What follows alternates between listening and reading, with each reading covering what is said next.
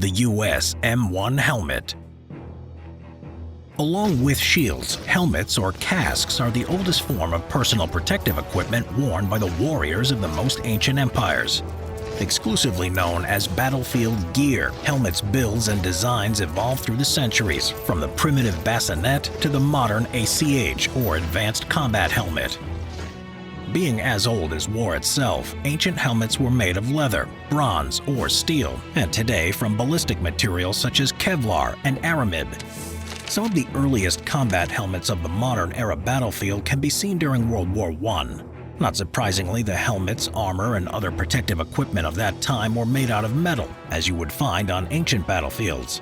In fact, while the metal helmets may have served a protective use on the heads of knights battling each other with swords and axes, in the age of gunpowder and powerful ranged weapons, they became obsolete. Consequently, European armies abandoned metal helmets by the late 17th century, and at the dawn of the 20th century, such headgear had disappeared from battlefields. When World War I began in August of 1914, most combatants entered the battlefield wearing cloth or leather headgear.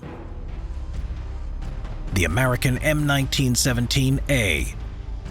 The British Brodie helmet was a less effective design compared to the French and German helmets. Still, it had the advantage that it could be manufactured from a single press while maintaining a uniform thickness.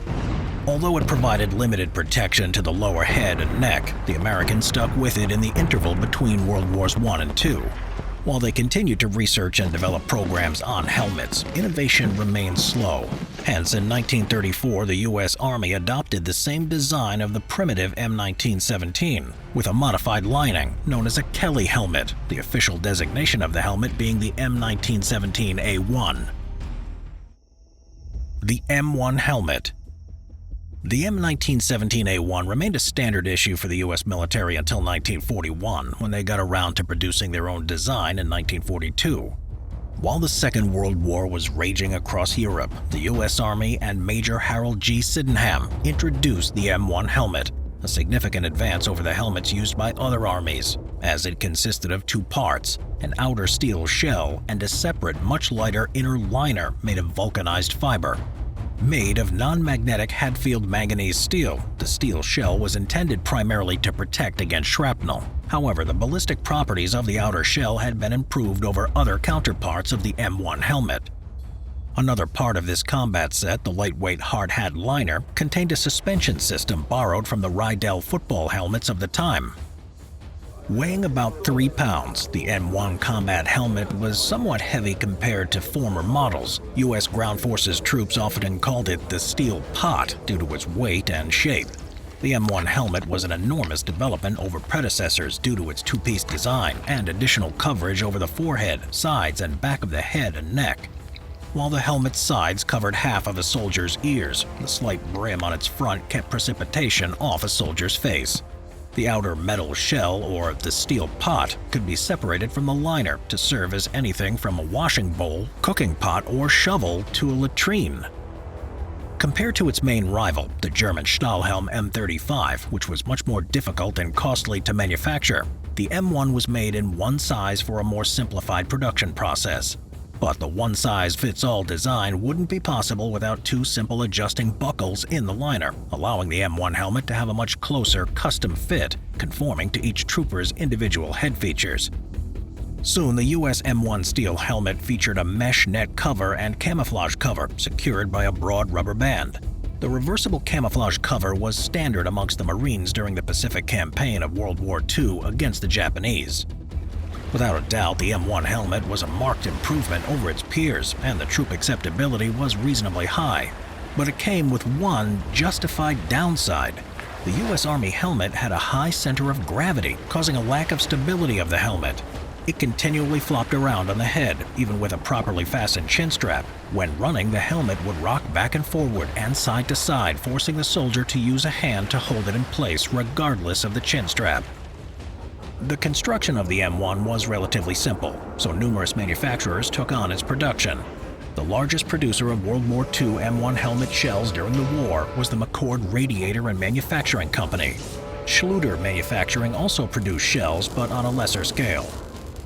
During the Second World War, over 22 million M1 helmets were produced, and another 1 million were made for the war in Vietnam.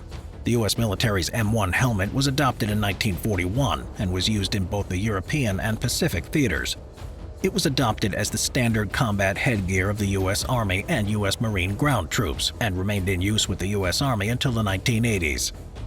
Being in service for more than 40 years, the M1 had only one significant change in March of 1961. The U.S. Army substituted the nylon for cotton in the liner in order to raise the ballistic limit by 10 to 15%.